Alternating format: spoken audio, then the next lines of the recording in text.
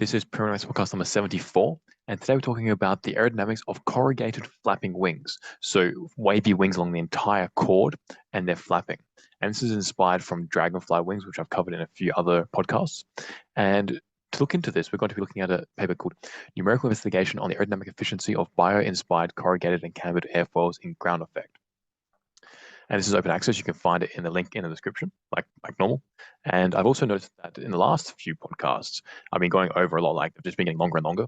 And now they're at like the average about 30, 35 minutes. So I'm trying another tactic where I have a timer right next to me and it's 20 minutes. So when it goes off, I'll stop the podcast and I'll continue the podcast in the next episode. Otherwise, I can just see this getting longer and longer because I can't help myself. Before you know it, probably about an hour. So I'm going to try to stick to 20-minute intervals. If you like them longer, let me know and I'll then do that instead. But from what I can tell, people like them about 20 minutes. So let's get on with this podcast. So they say one of the advantages of dragonfly flight is that it flies close to the surface of the water to lay eggs or hunt other insects. They may flap their wings up and down as well as rotate them back and forth on an axis. Dragonflies may move straight up or down, fly backwards, or stop and hover. And dragonfly wings are probably the most amazing flyers in my opinion. And the reason why is because for an insect, they're incredibly good at flying. They fly faster than pretty much anything else. They are far more agile and they can reach speeds of like maybe 55 k's an hour, 60 k's an hour, 35 miles per hour, which is massive. Like that's what a lot of birds can't even fly at that. So they're very amazing for how small they are and they're incredibly good at flying. That's why they're so interesting in terms of aerodynamics. I've done quite a few podcasts on them. So their wings possess a corrugated cross-section with a camber. This corrugated pattern is critical in the ultralight weight construction of the wing structure, which with great aerodynamic performance. So the wing's corrugation structure has been widely researched, and they found that the configuration changes when the spanwise and chordwise directions change. So it's not just a typical camber, it's not just a corrugation that's along the entire wing. As you go further away from the wing root or from the leading edge to the trailing edge, the corrugation actually changes. So they say that aside from the weight issue, this corrugation enhances flight performance in various ways, for example, including stress absorption against span-wise bending, permitting torsion, and creating camber. Aerodynamic force experiments reveal that compared to the smooth surfaced airfoil and flat plate, the corrugated airfoil could generate greater lift and delay airfoil stall to a significantly higher angle of attack for low Reynolds numbers, about 10,000 or 100,000.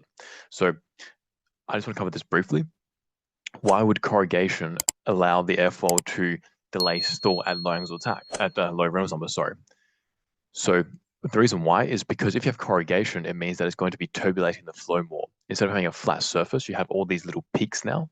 And not only that, you have these bumps, which then the flow has to follow, and then it's squishing the flow and then expanding it and squishing it. And then that's going to create turbulence as they have all the particles have to move together, and that's going to result in the flow becoming probably becoming turbulent in general and not staying laminar. If the flow is turbulent, it means that you can push it to higher angles of attack, try to get more out of the flow and in terms of lift, and still keep the flow attached. That's one of the major benefits of corrugation. This is on a stationary wing, by the way, not a dynamic wing, not a flapping wing. Another benefit that I've covered in other podcasts is something called a laminar separation bubble.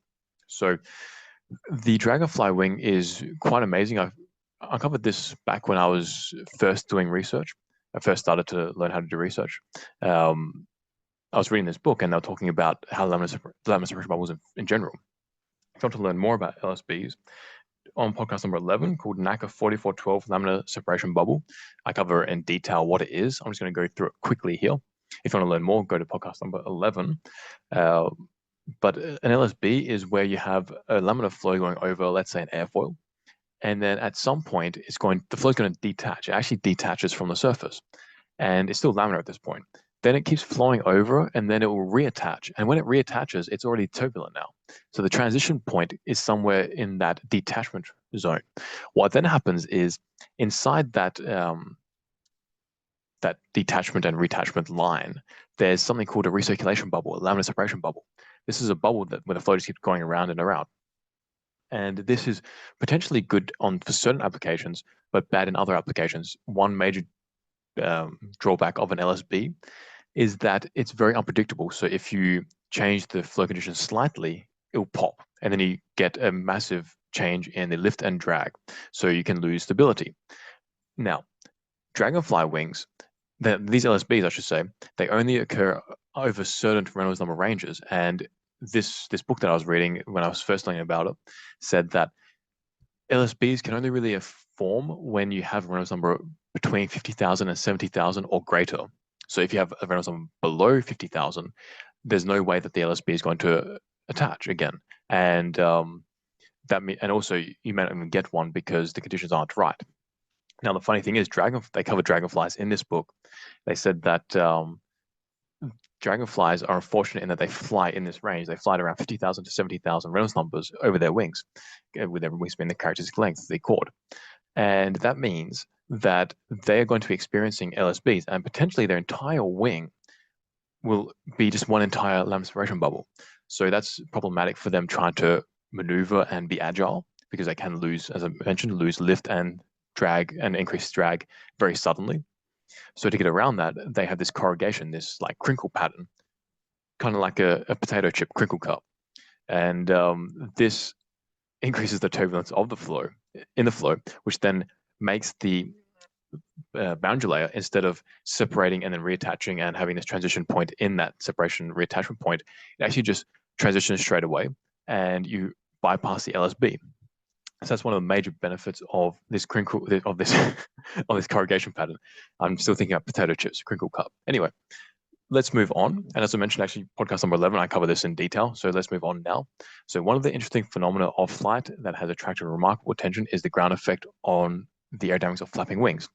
It has been demonstrated that the flying in the ground effect provides notable advantages in thrust and efficiency. So I've also covered ground effect in podcast number 14 and podcast number 9. So number 14 is ground effect of fruit flies, and 9 is aerodynamic ground effect explained. If you want to know more about that, go into those podcasts. I'll just briefly describe it a bit later in this one as well. So in environments that are so crowded and full of obstacles, these MAVs, so effectively insect size man-made or human-made vehicles, will inevitably fly near a substrate, experiencing a wall effect, so the ground effect effectively. A similar scenario in the daily flight of small birds and tiny insects, which use flapping wings as their source of lift, is a flight in bushes full of leaves and branches. These situations will also project a ground effect onto the aerodynamics of flapping wings. Determining the ground impact of the aerodynamics of flapping wings is necessary for understanding the behavior of near-ground flight in insects and developing flapping MAVs. So, explaining the ground effect just briefly here. The ground impact of the enhanced lift and drag and reduced drag production by an airfoil or other flying object when the lift-generated surface is 1 wingspan or less above the ground or water surface. The blockage of the wingtip vortex by the wall there, caused by the ground, is one of 2 mechanisms accountable for this particular phenomenon. A wingtip vortex is also known as a lift-induced vortex, since it alters the airflow around a wing and reduces the efficiency of lift production. This blockage considerably reduces drag and raises lift, similar to increasing the effects of the angle of attack. So what that means is, when you have a regular wing and it's flying around very far away from the ground, the high pressure underneath the wing will bleed over to the low pressure on top, and that'll be around the wingtip at the end of the wing, and that creates a vortex. But when you're very close to the ground, this can't really happen as well, because the ground is kind of blocking this motion a little bit. It's squeezing the flow, and that means that the wing is actually being a little more efficient. Generally speaking, a general rule of thumb is about 10 to 20% more efficient in the ground effect, but it depends on the wing and how far away you are from the ground. So let's move on to the second reason why ground effect occurs. Flying nearby the ground, in addition to blocking vortex expansion, raises pressure on the lower surface of the wing and the ground, since air is packed between the airfoil and the ground. This is known as the ram or cushion impact. The research has primarily focused on fixed wings for this, and few investigations have been published on flapping wings associated with ground effect. So a few researchers, they comprehensively reviewed the aerodynamic properties of a NACA 4412 airfoil at various angles of attack from 0 degrees to 10 degrees, and the ground clearance of the trailing edge from 5% of the chord to 100% of the chord, which resulted in a Reynolds number of 300,000. Their results indicated that the drag coefficient was higher near the ground for all angles of attack, mainly owing to the low surface pressure distribution. The findings demonstrated that at the minimum ground clearance, a strong suction impact at the lower surface at the angle of attack of 0 degrees made laminar separation considerably ahead of the trailing edge. So, importantly, for all angles of attack, a reduction of the upper surface suction was detected as the airfoil reached the ground. So, as a result, the lift reduced with decreasing ground clearance for angles of attack up to 4 degrees. But above 4 degrees, the lift increased, and this was due to the higher pressure on the lower surface. So that means that the ground effect is not really consistent. Like there are some conditions where it is really good, other conditions where it is detrimental to the aircraft performance or the airfoil performance. So the drag was higher near the ground for all angles of attack examined, mostly because of the lower surface pressure distribution modification. So some other researchers designed a NACA 4412 airfoil landing process with a pitch angle of 4 degrees and a flight path angle of 4 degrees utilizing a finite volume technique. So that's just the computer simulation technique. They found that the lift in the dynamic ground effect was greater than the static ground effect. They also explained the phenomenon of lift amplifications in the dynamic ground effect. So what this means is in the static ground effect, when you're just flying around with your airfoil at the same height from the ground continuously, that's the static ground effect, and they have a certain set of conditions, certain set of effects. Namely, below a certain angle of attack, at low angles of attack, you get a reduced lift and a high drag. But if you go above the angle of attack, you get a higher lift and so the drag is a bit higher. But if you have your airplane or your airfoil approaching the ground and the distance between the ground and the airfoil gradually reduces, it becomes a dynamic situation, and this changes the benefits of the ground effect. So that is how a dynamic system can change the effects. And that's pertinent to this podcast and this study because flapping wings are kind of dynamic when you think about it. The distance that they are from the ground changes. So there's just one thing that I want to mention here, which is not exactly to do with the corrugated wings directly, but it's to do with more with the CFD. So they call something, they say the immersed boundary lattice Boltzmann method. And I wanted to talk about this is because it's a really cool CFD application. So this is two things. First of all, immersed boundary. Second is lattice Boltzmann method. Let's cover the first one first, immersed boundary. So this is short for immersed boundary method. And what this means is when you have your CFD, and let's say you have something moving in it. So whether that's you want to have two objects that are changing the distance between each other with time. With the regular CFD, you can't really do that because the mesh, which is the way that you approximate your domain, for those of you who haven't done CFD, that is fixed. So you mesh your objects and the domain, and that's fixed with your simulation. But with the immersed boundary method, it's really cool because you can actually move these objects. So the mesh is now kind of dynamic. And the lattice Boltzmann method is a different way of doing CFD. So the traditional way of doing CFD, whether you're doing it with ANSYS, CFX, or Fluent, or you're using Star CCM Plus or OpenFOAM, or any of the other ones out there, I think like Autodesk, and they have their own versions. They're all finite volume methods. What that means is they're using something called the Navier-Stokes equations to determine what's happening in the flow. They segregate the flow in cells, in like these little volumes, and they're looking at each volume individually.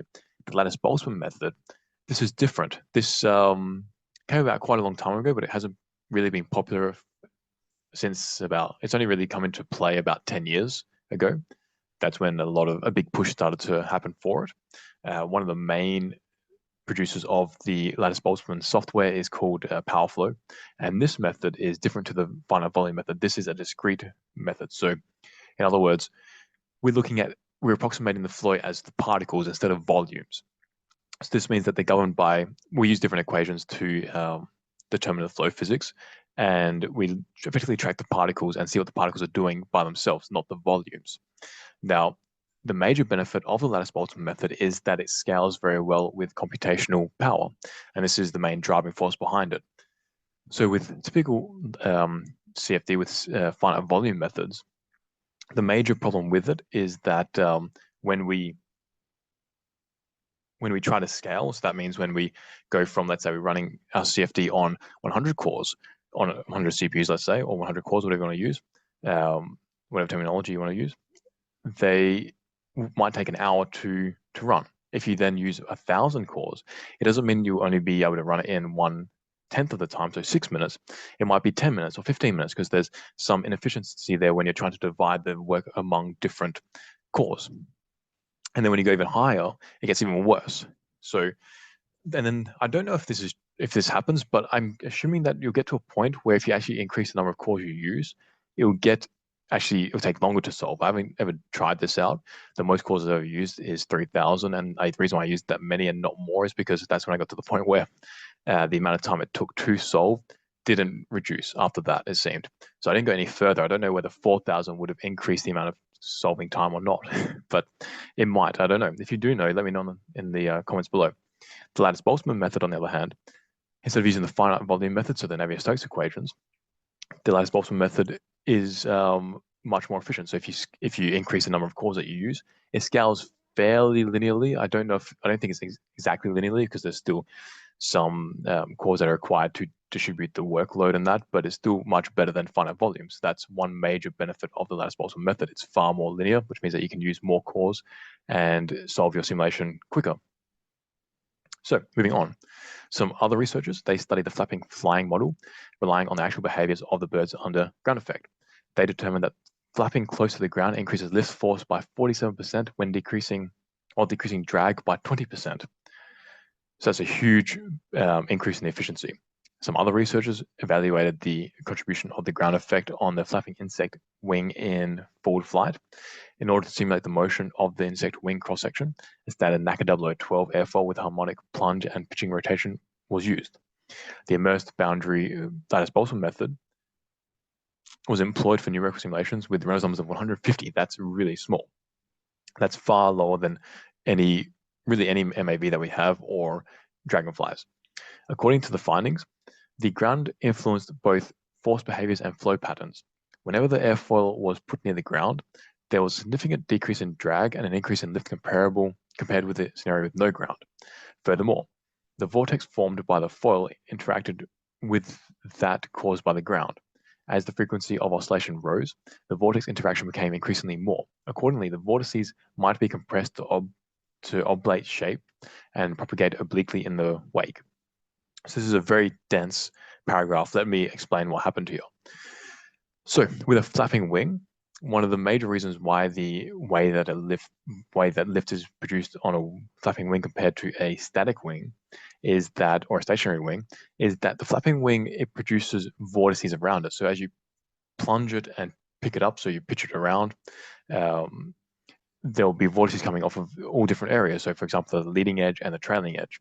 Now these, if done well, you can actually use these vortices to increase the amount of lift that you produce. And insects and birds take advantage of this. They've evolved to be able to exploit this. Humans, on the other hand, we're still learning how to do this well.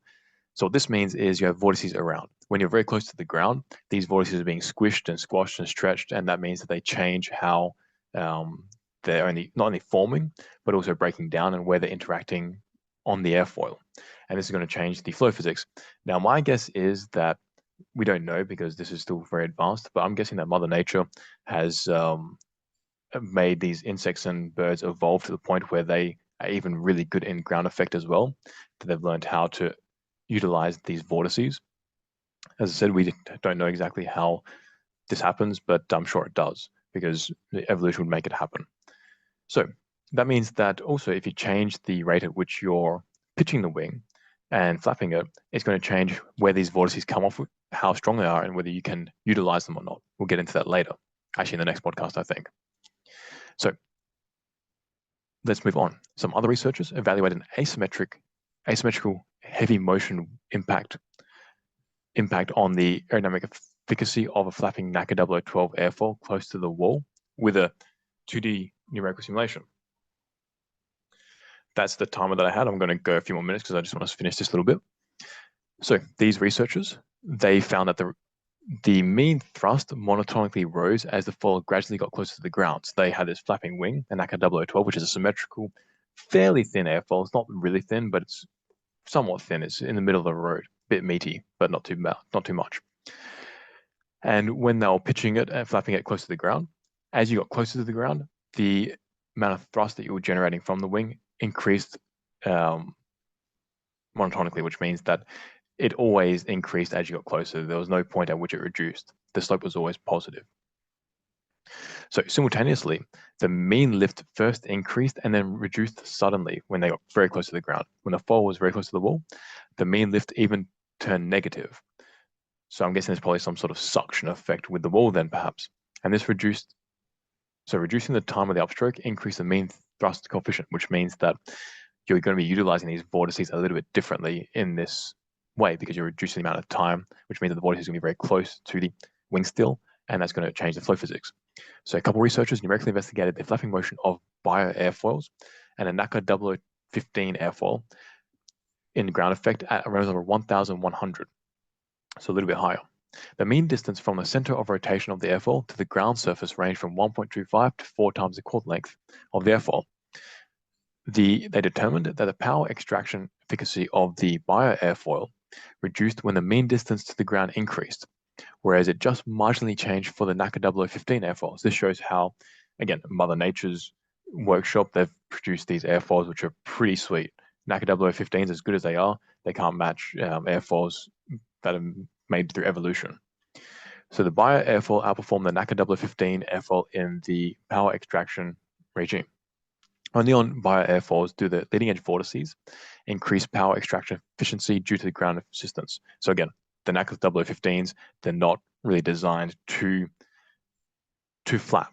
They're not really designed to utilize different vortices coming off the wings to produce lift. The propulsion effectiveness of both airfoils diminished as the distance to the ground increased, with the NACA 0015 airfoil having a higher efficacy than the bio-airfoil. Some other researchers investigated the aerodynamic efficiency and vertical flow structure of a delta wing during takeoff and landing stages. So if you don't know what delta wings are, they get their name after the Greek letter delta, which is a triangle. And I've covered this in podcast number 8. Delta wings can do what other wings can't. So check that out if you want to know more about the flow physics here. Effectively, you just have a couple vortices on the delta wing, and this changes the flow physics, and it makes them really cool in terms of how they produce lift. So talking about how delta wings perform in takeoff and landing stages, because of the incomplete development of vortices, the ground reduced the size of the peak values of main and secondary vortices. The ground effect induced the leading edge vortex to travel outbound in a spanwise direction, increasing the size of the vortices. Moreover, the ground caused a drop in the Struhl number because vortex generation was slowed. So the Struhl number is effectively how quickly vortices are being shed from the airfoil in this case, and this dropped because of the ground effect. So the delta wing's lift and drag coefficients increased as it descended from the unbound flight region towards the ground effect region. Eventually, it was determined that it rose by reducing the distance between the ground and the wing, and that the rise was significantly more effective at longest attack. So in other words, even delta wings can benefit from the ground effect a little bit, but I'm guessing not nearly as much as bio-airfoils or flapping bio-airfoils. As seen, most studies on flapping motion considering the ground effect phenomenon have been on symmetrical airfoils such as NACA 0012s and NACA 0015s and elliptical airfoils. Although all these airfoils are known in the industry, bio-inspired ones, e.g. the Dragonfly airfoil, have been shown to have excellent aerodynamic performance compared to those of convention in the vicinity of the ground. Therefore, one of the key factors in flapping airfoils and the ground effect process is the airfoil shape.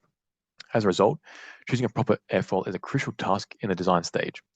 In addition, it has already been proven that the well-known cambered NACA 4412 airfoil prevents the negative ground effect due to the nearly flat bottom surface that happens with extreme camber or when venturi flow is formed beneath the airfoil. So by having a rounded bottom, like a rounded pressure surface, the lower surface, you're going to create a venturi effect, which means that at the leading edge, the cross-sectional area which is bound by the wall, the ground, is greater than at 25% chord downstream. So that means that the flow has to accelerate to get underneath the airfoil and then out through the trailing edge side. So that means that if the velocity increases, the pressure will drop.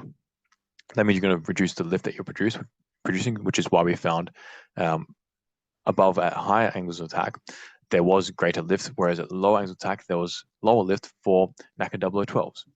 But NACA 4412s, they circumvent this problem by having a flat bottom. And that means that this airfoil close to the ground has good aerodynamic performance due to its geometric shape. However, in previous studies, the flapping motion of the 4412 airfoil near the ground has not been investigated.